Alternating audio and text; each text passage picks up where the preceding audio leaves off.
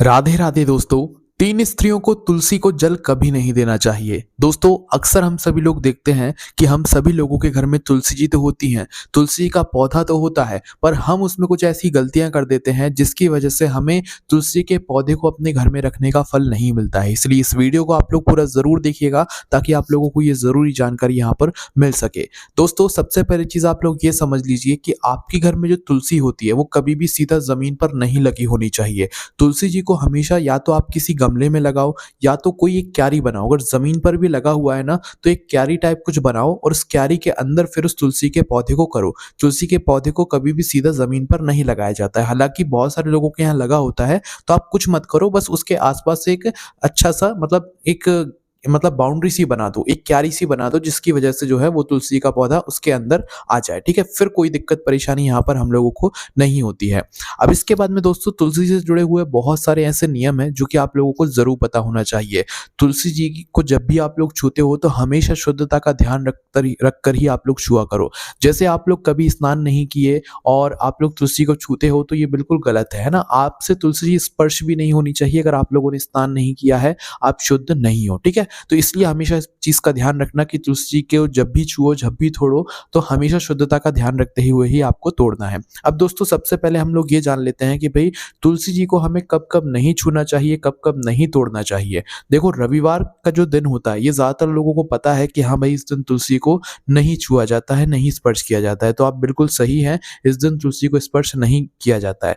धार्मिक मान्यताओं के अनुसार तुलसी माता भगवान विष्णु जी के लिए रविवार को निर्जला व्रत रखती है। क्या करती है? निर्जला व्रत रखती है। इसीलिए इस दिन तुलसी को स्पर्श नहीं करना चाहिए। वैसे तो दोस्तों, रविवार के दिन जल भी नहीं देना चाहिए, पर आप लोग कोशिश करना कि भाई अगर ज्यादा गर्मी है और तुलसी आपकी सूख रही है, मतलब मिट्टी जो है तुलसी की सूख रही है, तो आप लोग थोड़ा बहुत जल दे सकते हैं। अन्यथा आप ऐसा कर सकते हैं कि भाई रविवार के एक दिन पहले ही आप इतना जल दे दें कि रविवार के पूरे दिन में वो जल चल जाए। इसलिए इस चीज का आप लोगों को ध्यान रखना है कि रविवार के दिन तुलसी को हमें छूना नहीं चाहिए, स्पर्श नहीं करना चाहिए, और इस दिन हो सके तो जल भी नहीं चढ़ाना चाहिए, क्योंकि इस दिन तुलसी महारानी का निर्जला व्रत रहता है। ठीक है, इसके बाद में दोस्तों, एकादशी के बारे में भी आप लोगों ने सुना होगा कि एकादशी के दिन भी हमें तुलसी को नहीं छूना चाहिए और ना तो तोड़ना चाहिए। ठीक है, अब देखो, एकादशी के बारे में तो आप लोगों को पता होगा, पर बहुत सारे लोगों को द्वादशी की तिथि के बारे में नहीं पता। एकादशी के दिन तो हमें तुलसी की पत्ती को नहीं तोड़ना चाहिए, साथ ही में द्वादशी के दिन भी नहीं तोड़ना चाहिए। जब हम तुलसी जी की पत्ती को तोड़ नहीं सकते तो उन्हें छू भी नहीं सकते। तो इसलिए आप लोगों को क्या करना है कि इन दोनों ही दिनों पर तुलसी जी को नहीं छूना है। अगर आप छूते हैं तो ये आपके लिए फिर शुभ नहीं होगा, है ना। तो एकादशी और द्वादशी के दिन को जो है तुलसी को नहीं छूना चाहिए, ना तो उन्हें तोड़ना चाहिए, और ना ही इन दिनों में उनको जो है जल देना चाहिए। ठीक है, हालांकि आप लोग जल दे सकते हो। अगर आपको ज्यादा कुछ परेशानी हो रही है, तुलसी का पौधा ज्यादा सूख रहा है, तो उस परिस्थिति में जो है आप लोग जल दे सकते हो। पर अगर हो सके तो भाई इन विशेष दिनों पर जल नहीं दिया जाता है, क्योंकि इस दिन तुलसी महारानी जी का भी जो है यहाँ पर व्रत रहता है ना। इसके बाद में दोस्तों, तुलसी जी को रखने का भी एक स्थान होता है। आप लोगों ने बहुत सारे लोगों के मुंह से सुना भी होगा, नहीं भी सुना होगा, पर हम आपको बता देते हैं कि तुलसी जी को आप किसी भी दिशा में रखो, पर दक्षिण दिशा में कभी भी तुलसी जी को नहीं रखा जाता है। तो आपके घर में सबसे पहले आप ये जगह पता कर लो कि भाई आपके यहाँ पर जो दक्षिण दिशा है वो किस तरफ है।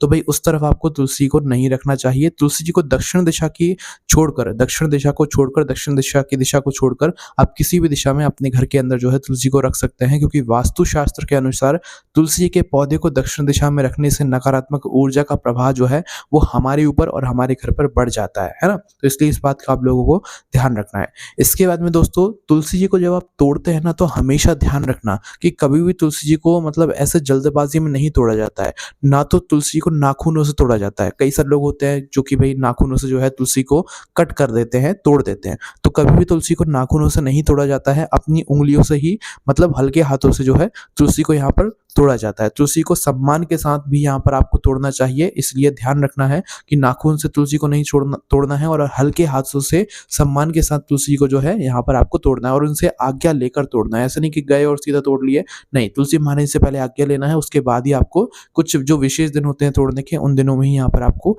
तोड़ना चाहिए। ठीक है, इसके बाद में दोस्तों तुलसी के पास में आपके घर में जहाँ पर भी तुलसी का पौधा रखा हुआ है, तुलसी का क्यारा है, हमेशा ध्यान रखना कि तुलसी के पास में कोई भी फालतू का जो सामान होता है वो ना रखें। जैसे कि आपके घर में होते हैं जूते-चप्पल रखे रहते हैं, कूड़ेदान रखा रहता है, घर का कबाड़ा रखा रहता है, तो भाई ये जो चीज़ें होती हैं ये आपको ध्यान रखना है कि तुलसी जी के पौधे के पास में नहीं रखी होनी चाहिए, भले दूर रख कहीं रखो, वैसे तो रखना ही नहीं चाहिए ये सारी चीज़ें घर में, पर अगर रख भी रहे हो तो तुलसी के पौधे से दूरी बनाकर रखना, तुलसी के पास में ये सारी चीज़ें नहीं होनी चाहिए, इस बात का आप लोगों को ध्यान रखना है, ठीक है?